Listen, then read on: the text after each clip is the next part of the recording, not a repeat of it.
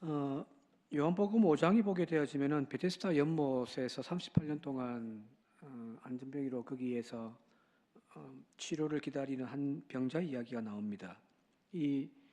거기에 모이는 모든 병자들은 모두 연못의 물이 움직이는 것에 신경을 쓰고 있습니다. 그것은 바로 가끔씩이에요. 천사가 내려와서 그 물을 이렇게 요동치게 만들면 거기에 가장 먼저 물에 뛰어든 사람이 기적적으로 어떤 병이든 다 낫는다라고 하는 전설이 있기 때문입니다. 가장 1등으로 먼저 들어간 사람만이 치료받는다라는 겁니다. 말도 안 되는 이야기죠, 그죠? 전설입니다. 아마 이거는 어떤 찌푸라기라도 잡고 싶은 그 병자들의 심리를 이용한 사기라고 저는 생각합니다. 종교가, 신앙이 그런 것이 되어서는 안 될 거 아니에요, 그죠? 우리 사회가 그런 것 같습니다. 2등은 기억되지 않습니다. 1등을 제외한 모든 사람들은 불행의 나락으로 떨어지는 것 같은 이상한 신화가 우리 사회에 존재하고 있다는 겁니다. 모두가 다 1등을 향하여 달려가. 뒤처지면은 열등한 존재로 규정해버리는 사회. 1등 한 사람들은 그가 어떤 자리에 무엇을 하더라도 그런 존귀하게 여겨지는 사회. 그죠? 근데 우리 사회가 지금까지 그렇게 여겨왔던 그 1등 했던 사람들이 지금 어떤 일들을 벌이고 있는지 우리는 지금 낱낱이 보고 있는 거잖아요. 그죠? 사실은 이것은 오늘 우리에게 그 사기 같은 신화가 깨어지는 계기가 되어진, 그래서 좀 더 건강한 사회로 나아갈 수 있는 계기가 아닌가라는 점에서 지금 우리 사회가 혼란스러운 것이 오히려 저는 더 낫다고 생각합니다. 기존 질서가 무너지는 시기니까요. 무너져야 새로 지을 거 아니에요, 그죠? 자, 이런 낙제생 환자에게 예수님께서 요한복음 5장 8절에 보게 되어지면 뭐라고 말씀하시냐면은, 네가 낫기를 원하느냐? 예. 그러면 예, 그렇게 하겠습니다 하면 되는데 변명은 쭉 늘어나잖아요, 그죠? 아무도 저를 들어서 물이 요동칠 때 저를 거기에 데려다 주는 이가 없습니다 하고 하면 시대 탓, 환경 탓, 남 탓만 하고 앉아있습니다. 자, 그런 답답한 이 환자를 향하여 주님께서 뭐라고 말씀하시냐면 일어나 네 자리를 들고 걸어가라고 말씀하시거든요. 이걸 좀 더 다르게 번역해서 설명하자면은 일어나 그 자리 치워버리라는 겁니다. 그리고 이제 걸으라는 거예요. 그죠? 너희의 불행의 신화 속에 빠뜨리는 그 경쟁의 자리, 거기에서 누구보다 먼저 내가 가야 된다. 뒤처져 가지고 나는 안 되는구나 하면서 자기를 늘 자책하며 환경 탓, 부모 탓만 하는 그 자리 집어치우고 이제 너답게 살라는 이야기거든요. 여기 일어나라라는 이 에게이로라고 하는 단어가 예수님께서 부활하셨다라고 하는 그 단어가 똑같은 단어예요. 일어나다, 이게 부활이거든요. 생명으로 살아가는 거죠, 그죠? 이렇게 세상의 신화 속에서 늘 기죽어 살아가고 환경과 시대 탓만 하는 그 나약함의 자리 집어치우고 자신을 찾는 것, 그것이 기적이고 그것이 바로 예수 만나는 것이고요. 그것이 바로 구원받는 거예요. 나를 잊고 그냥 세상의 경쟁의 파도에 휩쓸려 사는 것, 아직 내가 예수 못 만난 거예요. 예수 만나면 나답게 사는 겁니다. 그 나다움이란 무엇이냐면은 바로 하나님의 자녀임을 깨닫고 사는 거거든요. 그죠? 자, 그때에 이 안전병이가 무슨 의미가 있어요, 그죠? 그때 나의 가난함이 무슨 의미가 있냔 말이에요. 저는 가난하게 행복합니다. 여러분은 안 그래요? 예수 믿고 땡 잡았네, 예수 믿어. 예수 믿고 땡 잡았네. 찬양 부르면서, 그죠? 예수 믿은 그 자체로 인하여서 나의 나됨을 하나님의 사랑받는 자녀임을 깨닫고 살아가는 것. 그러면 내 환경, 내 여건, 내 상황 더 이상 탓하지 않습니다. 그게 구원받은 자의 모습이거든요. 오늘 저와 여러분들에게 바로 그런 은혜가 있길 바랍니다. 예수님이 이 땅에 오셔가지고 하신 공생의 사역들은 다 그런 거잖아요. 경쟁에서 밀려난 작은 자들, 잃어버린 그 한 마리 양, 찾기 위하여 99마리를 두고서 그 한 마리를 찾아 들러 나서신 것이 예수님의 공생애이거든요. 그래서 남들로부터 소외되어졌던 그 사마리아라는 말은 이미 유대인들로부터 개취급 당했던 존재들인데 그 사마리아에서도 여자에게 주님은 찾아가서 생수의 복음을 전가하잖아요. 동전 두네 돈을 헌금하는 그 가난한 과부의 삶을 주님은 주목하신단 말이에요. 남들은 다 큰 거액을 내는 부자를 바라보고 앉아 있는데 그 손길만 바라보고 있는데 주님은 거기엔 관심 없습니다. 그죠? 동전 2개 딸랑딸랑 내는 그리고 고개 숙이고 있는 그 가난한 과부 왜 손길을 주님 보고 계시거든요. 주목하셨단 말이에요. 집에서 아버지 말 잘 듣는 큰아들이 아니라 아버지의 재산 절반을 탕진하여 거짓골이 되어진 돌아온 그 둘째 아들을 기다리는 하나님에 대해서 주님은 말씀하고 계시잖아요. 그죠? 이게 복음이거든요. 우리가 이 복음을 들었으면 좋겠습니다. 자, 분명히 성경은 우리에게 다른 길을 가라고 가르쳐 주고 있는 거예요. 세상 사람들이 주목하고 세상 사람들이 달려가고 있는 그 길에서 우리도 휩쓸려서 정신없이 혼미한 상태에서 그냥 쫓아가고 있는 우리에게 그 길이 아니라 다른 길로 가라고 우리에게 가르쳐 주고 계시거든요. 그래서 우리의 현실은 그렇지가 않잖아요. 끊임없이 경쟁을 조장한단 말이에요. 경쟁이 나쁜 것은 아니죠. 그죠? 경쟁해야 시험이 있어야 아이들이 공부를 하지. 맞아요. 그죠?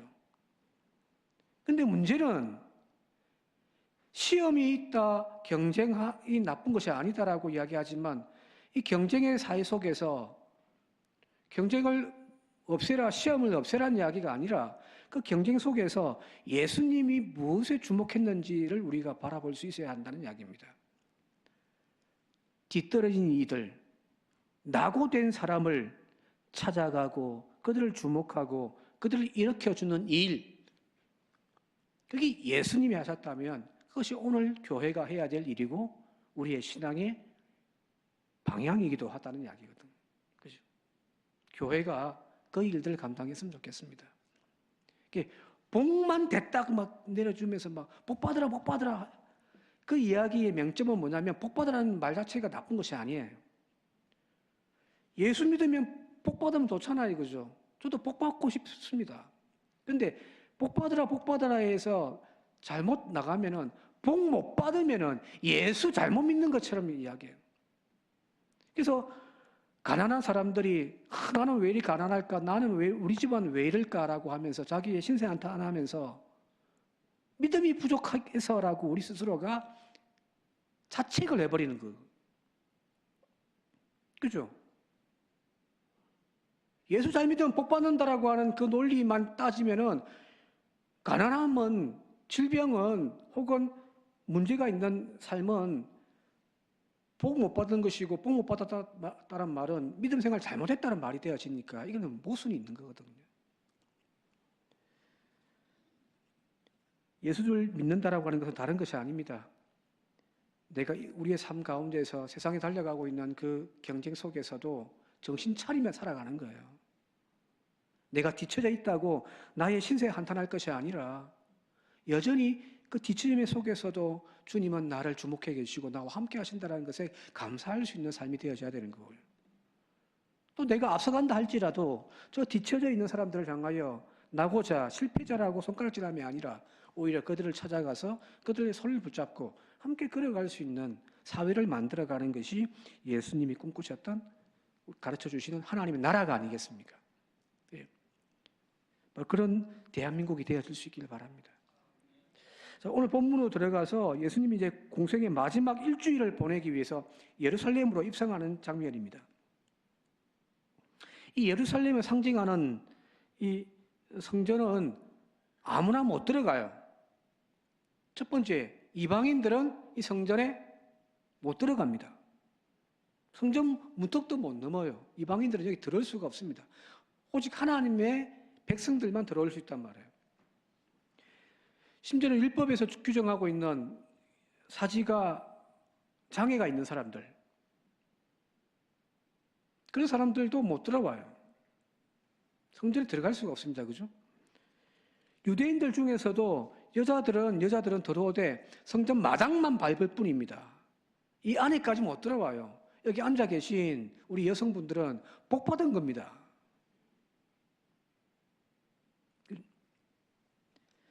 더군다나 이 성전 안에 들어오는 것은 제사를 드리기 위해 들어오는 것이기 때문에 이 성소 안에 검정되어진 재물만 가지고 들어올 수 있거든요.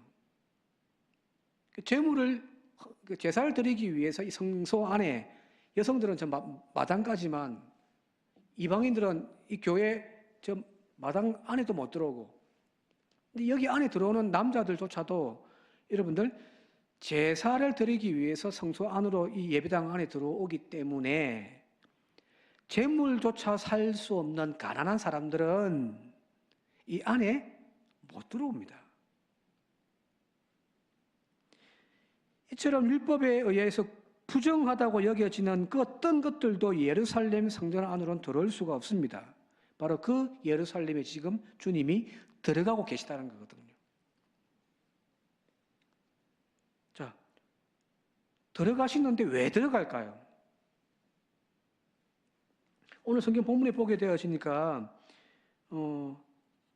예수님께서 이제 성전 동쪽 건너편에 이제 우리 겟세마네 동산이라고 이야기하는 그 동산이 있는 감람산에서 이제 거기 보면 언덕을 하나 넘어가면은 벳바게라고 하는 마을이 있고, 조금 더 넘어가면 이제 우리가 알고 있는 베단이라고 하는 마을이 있거든요. 여기에서 이제 주님이 말씀하시는 거예요. 저기 건너편 맞은편에 가서 나귀를 데리고 오라고 제자들에게 말씀합니다. 근데 여기 예수님이 지금 이 감람산에서 맞은편을 바라보는데 거기 어디냐면 예루살렘이에요. 우리가 그 예루살렘 사진 같은 거 보면은 이 건너편에서 감람산에서 바라보고 있는 장면이거든요. 골짜기 넘어가지고. 자, 그런데 여기 맞은편이라고 되어 있단 말이에요. 예루살렘이. 여기 맞은편이란 말이 헬라어로 아페난티라고 되어 있습니다. 아페난티. 근데 이 아페난티의 마지막 끝자리 네 글자가 헬라어로 뭐라고 되어 있냐면은 A, N, 우리 영어로 할게요. A, N, T, I로 되어 있습니다. 이걸 안티라고 합니다. 안티에 많이 들어보지 않았습니까? 무슨 뜻이에요? 안티 기독교 하면 반기독교, 그런 뜻이죠. 그죠? 반대라는 의미거든요. 지금 예수님이 서 있는 자리에서 예루살렘은 안티예요. 즉 예루살렘과 적대적인 자리에 지금 예수님이 서 있다는 이야기거든요.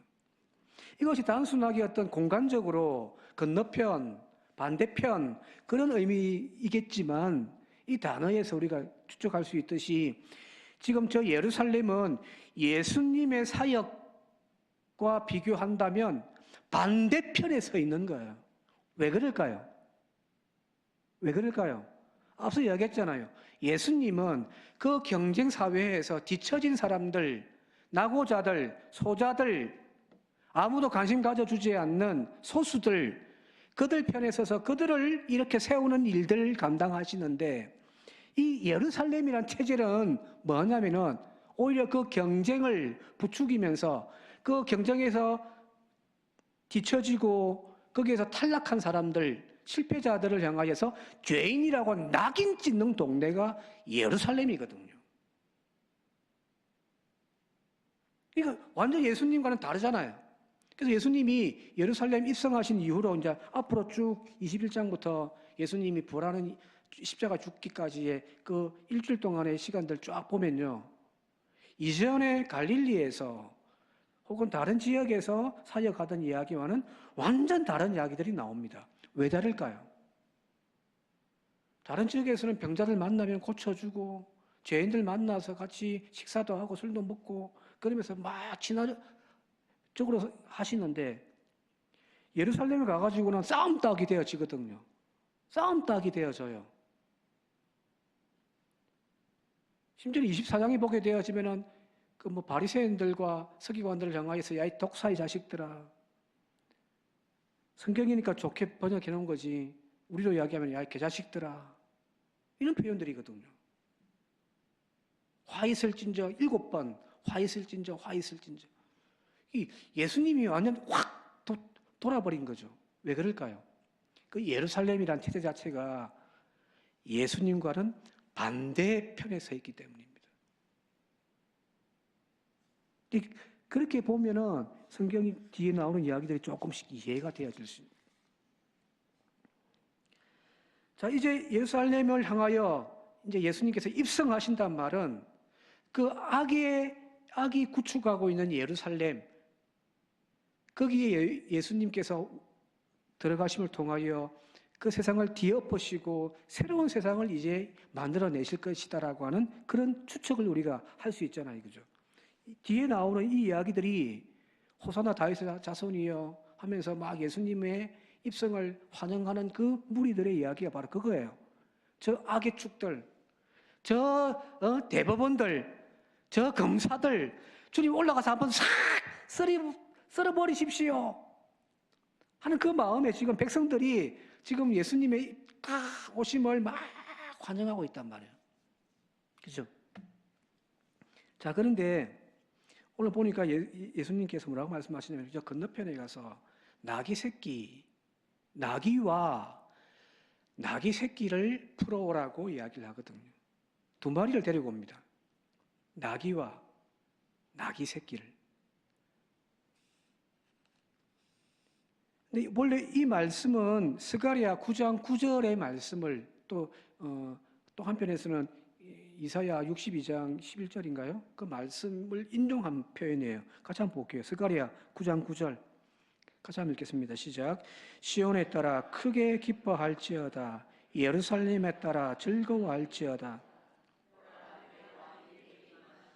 그는 공의로우시며 구원을 베푸시며 겸손하여 나귀를 타시나니 나귀의 작은 것 곧 나귀 새끼니라.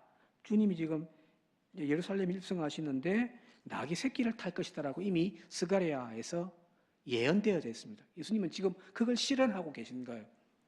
자, 그런데 원래 왕은 옛날에 다윗 시대 그때에는 왕들도 나귀를 탄 구절들이 나와요.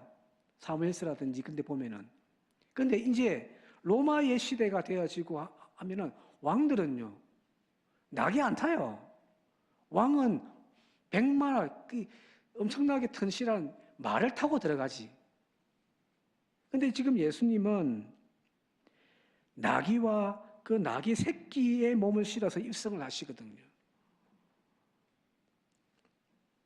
스가랴 예언자가 예언했던 대로 여기 나와 있던 대로 예수님이 지금 예루살렘에 입성하시는 것은 지금 힘을 가지고 저 악한 세력을 한번 뒤엎어 버리고 혁명을 일으켜 가지고 새로운 세상 만들어 보겠다라고 하는 그 모습이 아니라는 겁니다. 스가랴가 정확하게 이야기를 하고 있습니다. 겸손하여 나귀를 타시는 분입니다. 계속해서 스가랴 9장 10절인데요. 같이 한번 읽어볼게요. 스가랴 9장 10절 시작. 내가 에브라임의 병거와 예루살렘의 말을 끊겠고 전쟁하는 활도 끊으리니 그가 이방 사람에게 화평을 전할 것이요 그의 통치는 바다에서 바다까지 이르고 유브라데 강에서 땅끝까지 이르리라. 주님이 예루살렘에 입성하시는 것은 세상의 어떤 큰 군대를 이끌어 가지고 군사를 동원해서 세상을 한번 뒤엎어버리는 혁명이 아니에요. 예수님이 지금 예루살렘에 입성하시는 것은 그 스가랴의 예언을 송수 실천하시면서 뭘 하시냐면은 평화의 왕으로 오신 주님으로서 예루살렘에 들어가시는 겁니다. 목적은 구원이죠. 그죠? 죄, 욕심, 시기, 질투, 경쟁, 착취, 억압 이 모든 것에서 절망하고 좌절되어져 있는 사람들을 이렇게 세우기 위하여 주님은 들어가시는데 방법이 뭐냐면 힘과 권력이 아니에요. 평화의 주로입니다. 겸손하게 나귀를 타시고 아무것도 없이 그냥 새끼 나귀에게 탁 올라타고 그 들어가는 그 모습조차도 여러분 사실은 우스꽝스러운 거예요. 권력자 왕이라면 흰 백마를 타고 당당하게 들어가는데 여러분들 이 나귀를 타고 어른이 타고 가는 모습 본 적 있습니까? 예전에 어떤 TV를 보다가 그 중동의 여행 프로그램인데 중동에서 어떤 한 마을에 베냐민의 그 뭐라고 하죠? 베두인 마을에 이제 이 사람이 가가지고 촬영을 하는데 길을 걸어가는데 길에 어떤 노인이 나귀를 타고 올라타고 쭉 가는 거를 세워가지고 인터뷰를 하는 장면을 본 적이 있거든요. 나귀가 조그만한데 거기 어른이 타고 있으니까 모양새가 안 나요.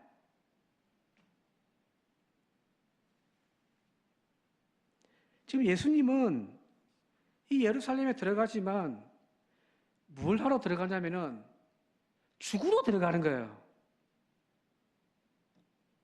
들어가서 성전을 뒤엎어버리고 서기관들과 제사장들과 바리새인들 향하여서 야 독사의 자식들하고 막 이야기를 하는 그 모든 것들이 뭐냐면 죽으려고 환장한 것처럼 보여집니다. 맞아요. 예수님은 지금 죽으려고 하는 거거든요. 그죠? 죽음을 통하여 당신의 희생함을 통하여서 세상의 구원을 이루는 길로 나아가는데 그것이 주님의 예루살렘 입성이란 말이에요. 화려하고 어떤 군사를 일으키고 힘으로 세상을 한번 뒤엎어 보겠다라고 하는 그런 모습이 아니에요. 예수님이 지금 꿈꾸고 있는 세상의 변화는 오히려 가장 겸손한 자리로 낮은 자리에서 짓밟혀 죽임을 당함을 통하여서 세상을 변화시키겠다라고 하는 방법입니다. 자, 그런데 이 예수님을 맞이하는 사람들의 모습은 어떠하냐면은 7절 이하에 보게 되어지니까 예수님께서 나귀를 타고 쭉 가시니까 사람들이 길가에 꽉 모여듭니다. 그리고 각자 자기의 겉옷을 이 나귀 위에 덮고서 예수님에게 앉히시고 그리고 나뭇가지를 종려까지 나오겠지요. 꺾어와서 모든 사람들이 다 길가에서 흔들면서 다윗의 자손 예수야 하면서 환영을 하더라는 거거든요. 오늘 9절 말씀입니다. 같이 한번 읽겠습니다. 9절 시작. 앞에서 가고 뒤에서 따르는 무리가 소리 높여 이르되 호산나 다윗의 자손이여 찬송하리로다. 주의 이름으로 오시는 이여 가장 높은 곳에서 호산나 하더라. 사람들이 지금 예수님의 입성을 환영하는 거예요. 하나님의 아들이 들어가신다. 우리의 왕이 지금 들어가신다 하면서 호산나 하면서 그 주님을 지금 환영하고 있는 거예요. 호산나 다윗의 자손이요. 다윗의 자손이란 말 자체가 다윗 왕가의 복원을 의미하는 거잖아요. 그렇죠? 지금 예루살렘에서 왕은 누구냐면은 유대인도 아니에요. 헤롯이라고 하는 저 이두메 이방 사람이 지금 왕이 되어 있거든요. 그 쫓아내고 이제 다윗의 혈통이 다시금 이스라엘을 회복할 것이다라고 하는 또 저 로마의 압정에서 이 민족을 해방시켜 줄 것이다라고 하는 그런 기대감에 다윗의 자손이여 하면서 호산나 호산나 찬송하리로다 하면서 막 쫓아가고 있거든요. 자, 이 다윗의 자손을 꿈꾸고 있는 겁니다. 그래서 여기 우리가 지난 시간에 봤던 마태복음 20장에 예루살렘 입성 전에 두 제자의 어머니가 찾아와가지고 예수님에게 청탁하잖아요. 우리 두 아들에게 하나는 우의정, 하나는 좌의정을 주십시오. 무슨 말인가요? 이제 정치적으로 당신이 왕이 될 것인데 그 당신의 오른편의 왼편은 우리 아들에게 좀 달라고 이야기를 하고 있단 말이에요. 그리고 그 이어서 나오는 우리가 읽지 않았습니다만은 29절 이하에 보게 되어지면은 두 시각 장애인들을 고치는 기적의 이야기가 나오거든요. 두 시각 장애인을 고치는 기적이 나오는데 이 두 시각 장애인들이 예수님을 뭐라고 부르냐면은 똑같아요. 다윗의 자손이여라고 부릅니다. 오늘 여기 나와 있는 이 9절 말씀과 똑같은 거예요. 다윗의 자손이라고 이야기를 하는 거예요. 우리를 이 억압에서, 이 고통에서 해방시켜 줄 정치적인 메시아를 꿈꾸었던 겁니다. 이대로 들어가면은 이제 세상이 확 뒤바뀐다는 거예요. 저 윤석열 같은 저 어리석은 놈들은 다 쫓아내고 이제 새로운 나라 세워질 거다라고 지금 막 사람들이 막 쌍수를 들고 호산나 부르면서 예수님을 쫙 쫓아가고 있습니다. 그런데 나중에 며칠 뒤에 이 사람들이 어떻게 합니까? 당신은 우리의 왕이십니다. 당신은 저 구약에서부터 예언되어졌던 다윗의 왕국의 회복을 이루기 위하여 우리에게 오신 하나님의 아들입니다라고 하면서 쌍수 들고 맞이했던 그들이 나중에는 전부 예수를 부인합니다. 전부 예수를 십자가에 못 박으라고 이야기를 합니다.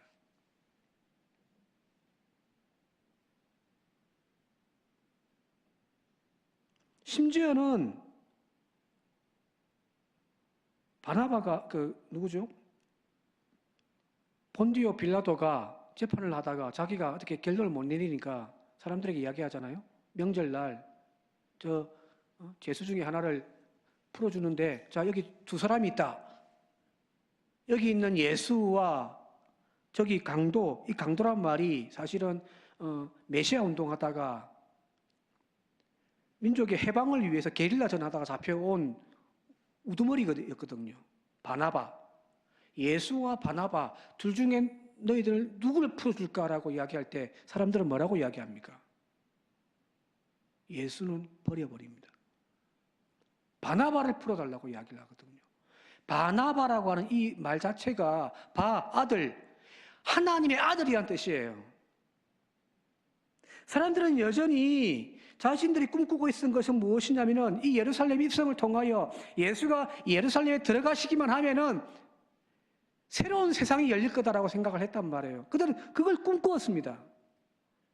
그런데 예수는 자신들이 꿈꾸었던 그 길로 걸어가지 않고 세상을 뒤엎고 저 로마로부터의 해방, 모든 종교에 썩었던 것들을 도려내서 하나님 나라 왕국을 세울 것처럼 다윗의 자손으로 등극할 것처럼 여겼는데 예수는 오히려 나약한 모습으로 저 십자가 길로 걸어가고 앉아있으니 다 버려버린 거죠.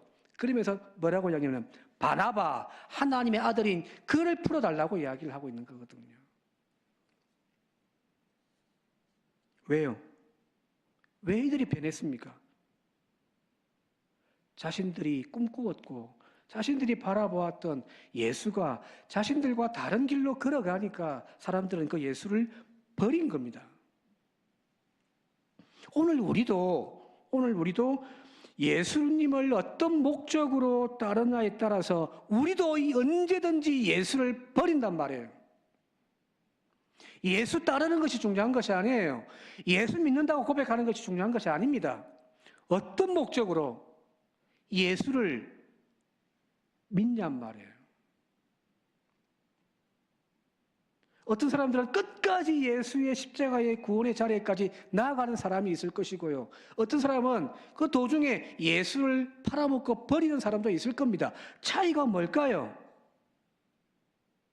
그 예수님이 내 성공과 내 출세를 보장해주는 수단으로만 쫓아갔던 사람들, 이 경쟁 사회에서 나를 저 앞에 우의정에 좌의정에 앉혀줄 인물이라고 쫓았던 사람들은 예수 다 버릴 겁니다. 얼굴빛 싹 바꿔버리는 거죠.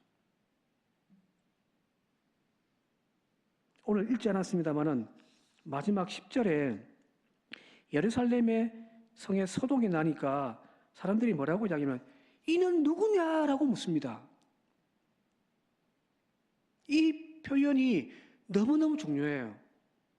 그가 누구냐라고 우리에게 묻는 거예요.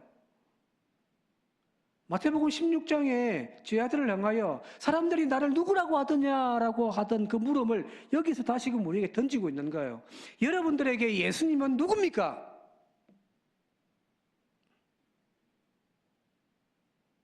여러분들에게 예수님은 누굽니까? 가난한 나를 복 주시고 나의 이 형편을 뒤집어서 높은 자리로 올려줄 그 메시아입니까? 아니면 진짜 나의 삶을 이렇게 세워서 당당하게 하나님의 자녀로 살아갈 수 있도록 나를 구원할 구원자입니까? 이 마지막 구절 우리가 다시 한 번 더 우리가 깨달아야 되는 거죠. 우리에게 던지는 질문입니다. 그가 누구냐? 이 예루살렘에 입성하시는 주님을 맞이하는 오늘 우리의 자세에서 우리의 신앙을 다시 한 번 더 점검했으면 좋겠습니다. 예, 나는 예수님을 누구라고 고백하고 있는가? 베드로의 신앙 고백 그냥 따라하는 앵무새처럼 따라하는 그 저와 여러분들이 아니라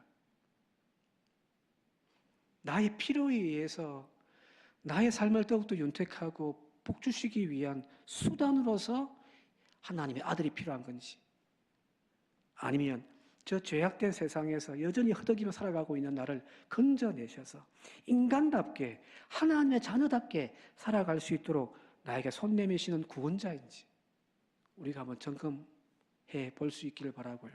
바라기는 주는 그리스도이시여 살아계신 진짜 하나님의 아들이십니다. 주는 나의 구원자입니다. 라고 하는 고백을 하는 저와 여러분들 되시기를 시간 주님의 이름으로 축원드립니다. 함께 기도드리겠습니다. 고마우신 아버지 하나님, 예루살렘에 입성하시는 주님을 맞이하는 우리들의 신앙은 무엇인지 이 시간 하나님의 음성을 통하여 듣게 하옵소서. 이는 누구인가? 그에 대하여 우리 스스로 다시 한 번 더 우리의 신앙을 묻게 하시고 주님이 누구인지를 답할 수 있는 저희들이 되게 하옵소서. 여기 많은 무리가 호산나 다윗의 자손이여 호산나 외치며 예수의 길을 따라갔지만 몇 시간도 지나지 않아서 얼굴빛이 변하며 그를 십자가에 못 박으라고 이야기하는 그런 우리의 믿음 되지 않게 하시고 주님의 십자가의 그 고난의 자리에까지 더불어 더 나아가 부활의 자리에까지 주님 손 꼭 붙잡고 나아가는 저분이 나의 진짜 주님이시다라고 고백하며 살아가는 우리의 참 믿음의 고백이 회복되게 하옵소서. 예수님의 이름으로 기도드리옵나이다. 아멘.